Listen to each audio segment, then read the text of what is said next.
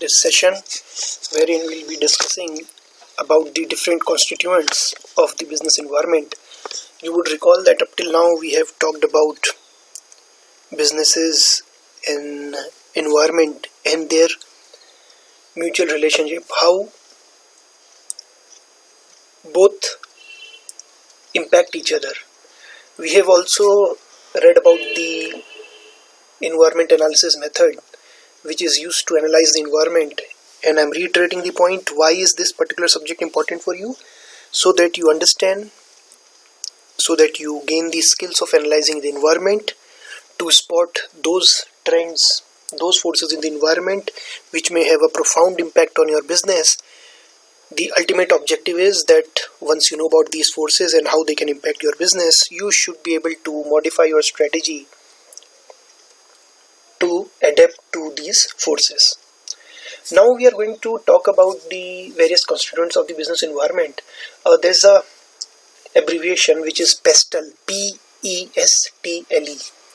So this abbreviation encompasses all the different constituents of business environment. P stands for Politico-legal, political as well as legal sphere. E stands for economic, S stands for socio-cultural, T stands for technological, L stands for again legal. So in case P, you are using P only as political, then here L would mean legal and E would mean ecological environment, right? So you can remember this particular abbreviation and you can use it whenever you have to write about the business environment.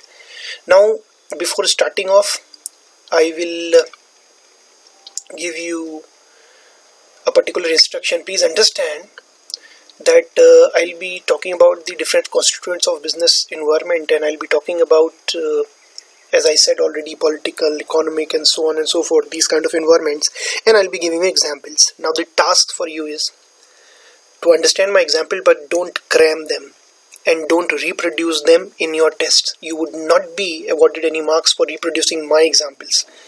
What you have to do rather is, you have to go through this particular session, understand the examples, and then based on whatever you are reading in the newspapers, based on your general observation, you will have to provide me examples for each of the constituent of the business environment, and that will be applicable in your tests and quizzes also. So I'm reiterating this point that you don't have to cram and reproduce my answers, my examples.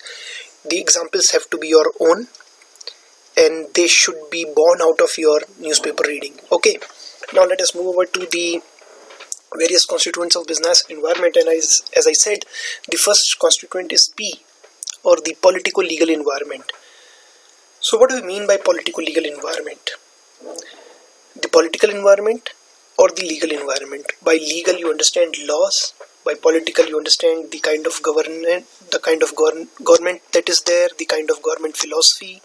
So this is an example of the political environment, and the laws would basically be example of the legal environment, right? We'll be studying about politico-legal environment in more detail in Unit 4.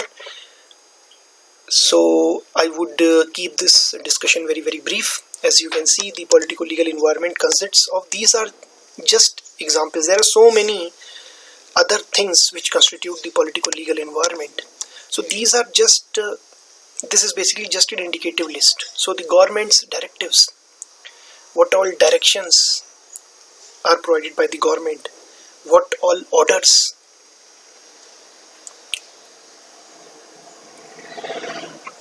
are given, so they are all part of the politico-legal environment. Again, the laws are part of the politico-legal environment. The rules and procedures which are meant for different sectors of economy, they are part of the politico-legal environment. And the judiciary and the rulings given by the judiciary are part of the politico-legal environment. Now I'll give you this particular example. Now you have a look at this particular snapshot that I've taken from a news website, and you will find that this is basically about the 20 lakh crore package that the government announced some days ago so that India can withstand the COVID-19 crisis and the economy can be provided as stimulus. So that was the basic idea behind this particular announcement by the government. And the government has now announced that even for the street hawkers, the rediwalas, they would be provided loan up to rupees 50,000 without having to furnish any security. So they don't have to furnish any security if they want a loan up to rupees 50,000. Don't you think this is going to impact the businesses? Not only the street hawker who can now avail loans at cheaper rates, but also the other firms. Why? Because if the street hawker is able to avail loans easily, then he can use that money to run his own business and to generate some profit. And once he generates some profit, he is able to earn his income. He will certainly buy some items. He may want to buy more fruits and vegetables. He may want to buy bread. I'm just giving you an example. And in case he buys bread, don't you think it will increase the sales of companies which are producing bread? Likewise would be the case for companies which are producing shampoo. So this announcement by the government will impact a lot of businesses, specifically the businesses which are in the FMCG sector, because more money in the hands of street hawkers would mean more income generation, would mean more spending by them in buying these kind of products. Again, laws that also impact business. For example, here in India, we have a pollution control board, and then there are different laws that a particular company has to adhere to. The companies are required not to pollute the air, not to pollute the water bodies, and this is basically how the laws impact the businesses. You must have heard of this law which prohibits the various businesses to set up a shop within 200 meter of an education institute for selling tobacco products. Now this particular law was formulated some years ago, and after that the businesses which were the shops which were set up in the close vicinity of education institutions, they were prohibited from selling tobacco products. So don't you think this law that came up must have impacted the businesses? Again, if you talk about rules and procedures, there are so many rules and procedures which government brings about. Only recently government has made a change as far as the foreign direct investment in the defense production is concerned. Defense production is production of defense equipments like tanks or fighter planes or ships. So government has increased the limit of foreign participation, foreign investment in defense equipments. So this change will lead to more and more companies from foreign countries coming to India and entering into a joint venture with Indian firms and setting up their production units here in India. So this change of rule by the government will impact so many different businesses. Again, very recently the judiciary came up with a new ruling wherein they instructed the railways to provide food and water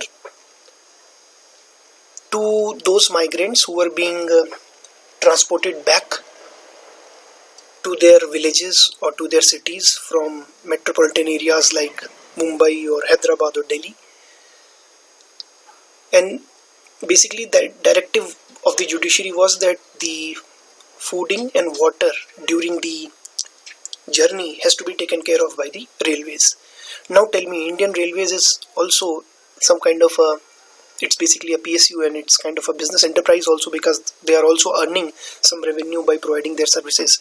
But don't you think it would impact their earnings, because now they will have to spend also on providing food and water to the passengers who are migrating back to their villages because of the closing down of various industries in the metropolitan areas. So the rulings of judiciary, they may also impact the businesses.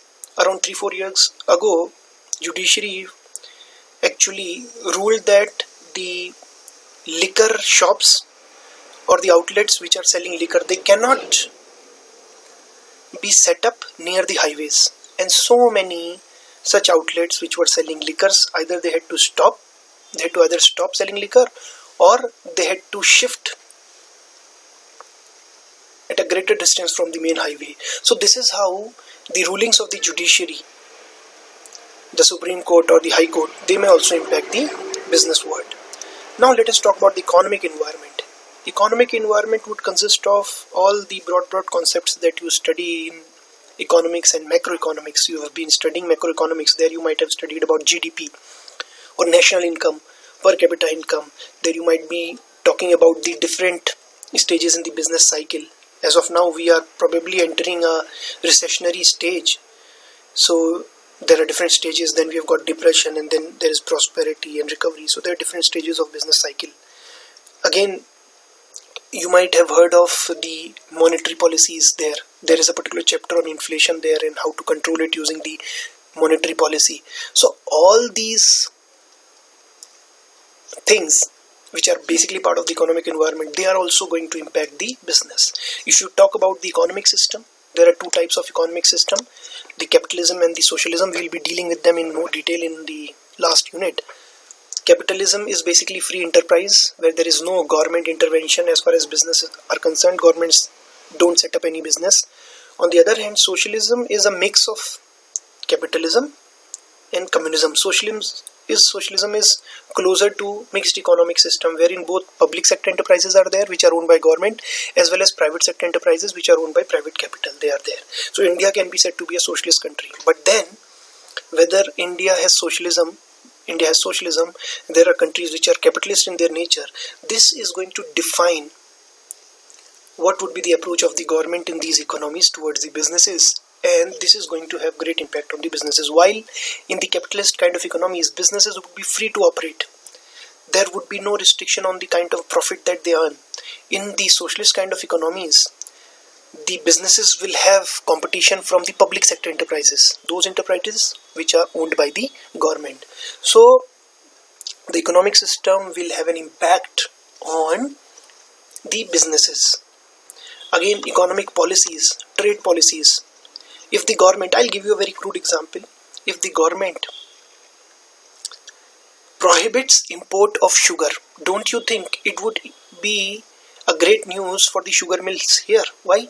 Because prohibition of import of sugar would mean that there would be less supply of sugar in the domestic market, and the whole supply would come from the domestic production only, and the sugar mills would be able to earn a higher price for their sugar output. Is this okay? Then again, we have got monetary policies which are basically the domain of RBI, and by the time you complete your macroeconomics, you should know what monetary policies are, and you should be able to tell me, and these kind of questions might appear in this particular exam also, how monetary policies are going to impact the businesses. If the RBI increases repo rate, what happens to businesses? Increasing the repo rate would mean that the businesses would find it difficult and costlier to obtain credit for running their business. On the other hand, if the repo rates are decreased, the monetary policy rates are decreased, then it is cheaper for them to avail loans because they will have to pay less interest. It will also be easier for them to sell their products because the customers can also avail loans from various banks at lower interest rate. So this is how, just by reducing the monetary policy rates, there might be a stimulus given to the demand, and which may be of great benefit for the business world. Again, fiscal policies are the domain of the government of India. Fiscal policies are basically policies related to tax, related to government's expenditure. Now, and I've given you this example that fiscal policies would include taxation and subsidies and the government expenditures. So let me give an example. Government very recently has announced PM Kisan Smriddhi Yojana, wherein the government would be providing 6,000 in 3 different installments, which means one installment would be of rupees 2,000 to farmers in the rural areas. Now this is a subsidy by the government. Please understand, the government is not providing a loan The money will not have to be returned by the farmer. The money will be there with the farmer. So it's basically some kind of subsidy. But don't you think it will increase the income of the farmers? Don't you think they will have more money to buy fertilizers? And don't you think it would impact the business of those companies which are selling fertilizers? So a change in fiscal policy may have impact on so many businesses, not only those companies which are selling fertilizers. Think of those companies which are, let's say, selling FMCG products. Again, coming back to the same example, FMCG products like shampoo sachets are there, or hair oil sachets are there. Don't you think they would be able to sell more, because now the farmer has 6,000 rupees more with him available in a particular financial year, which he certainly is going to spend somewhere, right? So fiscal policy may have great impact on the businesses. Then what is the gross domestic product? I hope you are reading these, discussing these terms in the macroeconomics subject. GDP, the national income, per capita income. Generally, there are so many companies which decide which country to enter depending on the per capita income. Let's say a company which is selling, for example, I'm giving you a crude example. Let's talk about Apple. Apple sell high-end mobile phones which are generally very costly. Naturally, for them to go to a country which is a very low per capita income is not going to make any sense, right? They will more likely to enter a country which has a very high per capita income. I hope you understand what is the meaning of per capita income. Total national income generated in economy divided by the total population. That is per capita or per head income. So naturally, if you are selling costly items and the per capita income is high, then you are more likely to sell more number of items. On the other hand, if you are selling costly items in a country with low per capita income, chances of selling a lot of items, chances of increasing your sales volume, they are going to be very, very slim. Again, infrastructure also plays a very, very important role in businesses. Infrastructure at times also helps expand your market. For example, think of a remote village which is up till now not connected to the urban center, let's say to Pithoragarh district headquarter with a road. So there are no roads. So what will happen? Even if some vegetables are grown there, they simply cannot be transported to the town area just because the roads don't exist or roads are not in a good condition. On the other hand, if the village is connected to the district headquarter through a pakka road, which is navigable throughout the year, even in the rainy season, then what will happen? So many people can sell their vegetables which they produce in their farms back in the village to the urban. They can bring these villages to the urban center, to the town, and they can sell these villages in the towns. So just by improving the infrastructure, you can expand the market for these vegetable sellers. And this is the reason why if you look at Pithoragarh, you would find some villagers which are around Pithoragarh, not far away from Pithoragarh. Villagers from these villages, they sell their vegetables in the market area, while the villages which are far off or which are not navigable by roads, all weather roads, they are simply not able to sell their produce here in Pithoragarh town.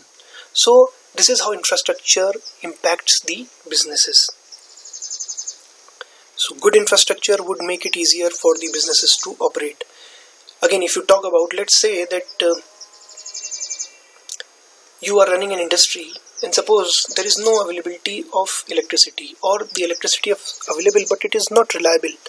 It may be there at times, it may not be there at times. Don't you think it will increase your cost of doing business? Why?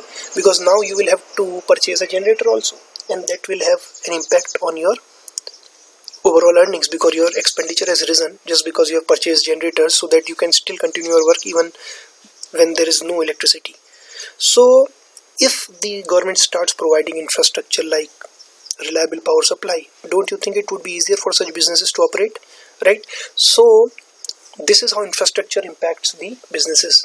Please understand, you have to give me real life examples whenever you are going to be asked such questions in your exams. You don't have to just give me some hypothetical examples. You have to give me real life examples using the names of the firms.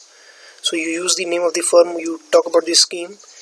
Don't give hypothetical examples. I've been giving some hypothetical examples here just to make you understand things, right? So we are now moving on to, apart from political-legal environment and economic environment that we have discussed. See, I was talking about this particular aspect. This was on 21st of May, and this is basically part of the monetary policy, and now you should be very much aware of what monetary policy is. RBI reduced the repo rate so that the credit can be made less expensive.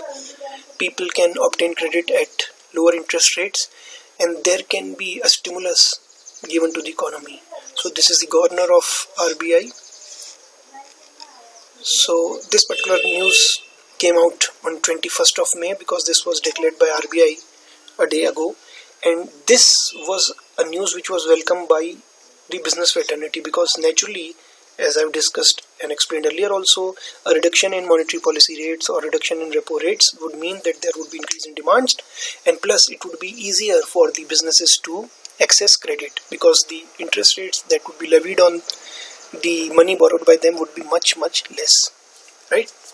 Now we are moving on to the business environment's other constituents, and I hope you remember the third constituent, PESTLE, P-E-S-T-L-E, Politico-legal, economic, Socio-cultural. And have a look at this veggie burger. This is a veggie burger by McDonald's India. And do you know that when McDonald's sells its products in USA, when the burgers are sold in USA, instead of this aloo tikki that you have in between the two slices of bread, they have beef there. But when they came to India, they made a change in their menu. They didn't include beef based items. Why? Because they knew people in India, they attach,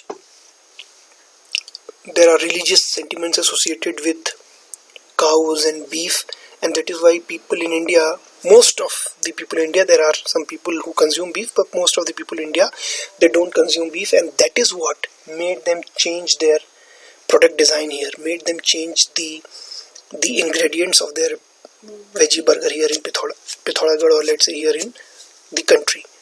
So what am I trying to tell you? I'm trying to tell you that the businesses are impacted by the socio-cultural milieu, the socio-cultural environment. This is fine. Just because in India the customer taste, people would not prefer having beef, so they came up with the aloo tikki burger, and this is one delicacy that they are offering only in India. So aloo tikki burger is not to be found in America. There you would not find, you would not be able to find this kind of a burger. So they have adapted their product to the socio-cultural environment here in India, right? Then the cultural traits in India, we are more collectivist in nature. I hope you are going through organization behavior also. There you talk about individualism and collectivism. We are collectivist in nature. We generally tend to take decisions together. We generally rely on group work, and that is why whenever there is a marriage taking place, the marriage is getting finalized and the boy has come to see the prospective girl, or let's say it's the other way around, the girl has come to see the prospective husband. These two people are there, but there are so many other people belonging to the family, they are also there, because we are a collectivist society. This is fine, and this would mean that there would be great reliance on collective decision making, and that is why even the businesses which rely on individual decision making by the CEO or the managing director in countries like America or Western European countries, when they come to India, they rely more on group work, they rely more on meetings, and they rely more on committees whenever a particular decision has to be taken, which is very strategically very important for the firm, because they know Indians are collectivist in nature. We don't generally take individual decisions. The decision is taken after considering the point of view of all the members. So this is how the businesses change their strategy, not only the strategy to market their products, as happened in the case of McDonald's burgers, but also the strategy of managing their employees and managing their workforce, right? Again,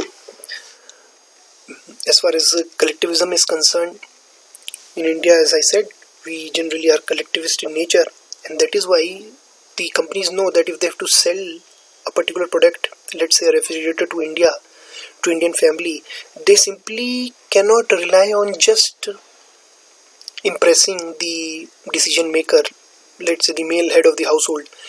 They rather try to convince the whole family about the quality of their product, because they know whenever the product has to be bought, the family would sit together to decide which particular brand to be bought. Is this understood? And so if they only convince the female head or the male head or just one member of the family, this is not going to work for them. So they would want to convince the whole family member, and that is why in such purchases, when advertisements depict such purchases, you see the whole family actually being shown in the ads. The whole family shown in the ads. For example, if you have a look at the Cadbury's ad, so the thing that it stresses is, the main idea that it stresses is that you want to enjoy with your family. And how do you do that? You have Cadbury, and you see a family situation when everybody is having dinner and then one person is asking for the kheer. After the dinner, the kheer is not available, so they start having the chocolate. So this is what they are trying to tell you. You talk about the Jo Tera Hai Wo Mera Hai ad jingle. What is it talking about? It talks about our collective nature. We tend to be part of groups. They may be groups of our friends or colleagues. We tend to be part of those groups, and we spend a lot of time with those groups, and that is why this particular ad was depicting this collectivism only. So you can enjoy your friends' mobile recharge also, the friend can also do that, and basically they were making use of this collectivist kind of nature that we were having, that we are still having, right? Again, in India, if you find that we are risk averse, and that is why companies like mutual fund management houses, those companies which offer products like mutual fund, which are generally a little more risky than the fixed deposits, they find it a little difficult to operate here in India, because people are less risk, they don't take risk, they are risk averse. Again, customer taste, I've given you an idea about how customer taste led McDonald's to change their product offering here in India. If you talk about the Frito-Lays, the Lays chips that you have, which is basically a part of the PepsiCo group only, you would find that the flavors that they have introduced here in India are very, very different from the flavors in some other countries. The reason is specific. The taste of the customer here is very, very different, and this is an example of how socio-cultural environment can have impact on your business also. In India, if you want to sell your product, specifically if it is a car, if you go to a car dealership in your vicinity, you will find that generally if it has to close down on a particular day of the week, it will close down on Saturday, because in India 80% of the population belongs to Hindu denomination, and Hindu denomination, there is a belief that you should not buy an iron based product, a product made up of iron, on Saturdays. So they close down their dealerships on Saturdays. So this is how businesses have to change to adapt to the difference in the socio-cultural environment. Again, norms and ethics are very, very important here. So whenever, if you are going for rural marketing and if you are going for demonstration, it is always advised that you should not enter the rural household with your slippers on or with your shoes on. You should remove your shoes. You should remove your sandals or chappals outside whenever you are entering a rural household, whenever you are entering a rural house, because this is the norm which is prevalent there. Again, if you are a male and you want to sell a product, you should not have any eye contact with the female members of the house if you are operating in the rural markets in India, because that would not be considered, that would not be taken positively by the people there, by the customers there. So on the other hand, if you are going to an urban area, that may not be a problem. In fact, if you don't make an eye contact with the person to whom you are selling your product, even if that person is from the opposite sex, it would be considered to be a sign of your underconfidence, or to be a symbol of your lack of confidence. It may also be construed to mean that what you are saying may not be true, and you are trying to dupe the customer. So this is how, when you are operating in a rural area, when you are operating in an urban area, you may have to change your selling styles. You may have to change your style of presenting the product to the customer. And this is an example of how business environment impacts the businesses, and more specifically the socio-cultural environment impacts the businesses. Is it fine? Now we are moving on to the technological environment. I'm not going to spend again too much time on this, but we should understand there are, just as I said earlier, also indicative list of what all constitutes technological environment. You see the pace of technology is changing very, very fast, very, very fast. You see how much time it took us for moving from 1G, the first generation, when you used to have phone and there used to be no messaging or no multimedia messages. How much time did it take us to move from first generation to the second generation, when we start having messages on our mobiles? And then if you look at the time difference between when 2G was introduced and when 3G was introduced, and now when 3G to 4G we moved, and then maybe another few years we would be moving from 4G to 5G, you would see that every successive change took relatively less time. And that is an example of how fast the technology is changing. And if the technology is changing naturally, companies like BSNL, or companies like Vodafone, which were earlier operating in the 1G or the 2G or the 3G segment, now they have to very, very fast move on to the 4G technology, because if they don't move, the customers would switch to some other firms. Now this is what we mean by very fast pace of technology change. And in fact, there's a Moore's law which says that you can expect the speed and capability of our computers to increase every couple of years, and we'll pay less for them.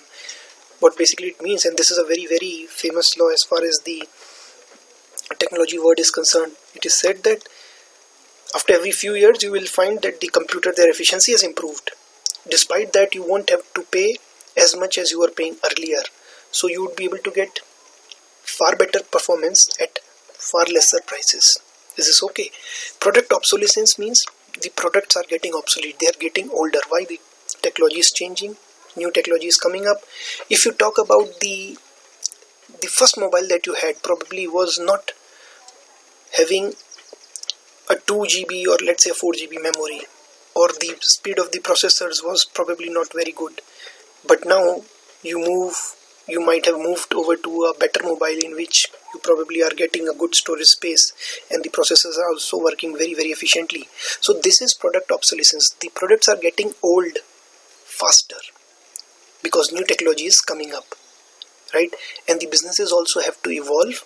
They also have to keep pace with the technology. They also have to keep coming up with new products so as to satisfy the customer. Otherwise the customer would switch to somebody else. Videocon, I'll give you an example of Videocon. Till 1980s, 90s, it was among the market leaders in India as far as the television markets are concerned, and they used to sell cathode tube TVs. There used to be a particular kind of TVs, cathode tubes. They used to use cathode tubes, right? And in 91, when the Indian economy was opened up, we'll be studying about that also.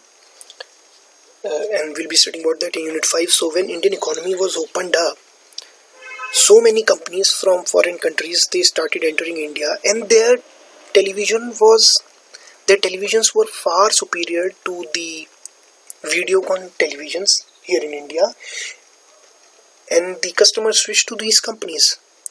And now if you look at the market shares, you would find that the market shares are cornered by the multinationals like Samsung, Sony, LG, and you would not find Videocon among the top marketers as far as the television business is concerned. So the products are getting obsolete at a very fast rate. If you don't keep pace with this change, If you are not able to match the pace of this change, you would not be able to survive. And that is why it's also important for you as an individual to keep abreast of all the new technologies which are emerging.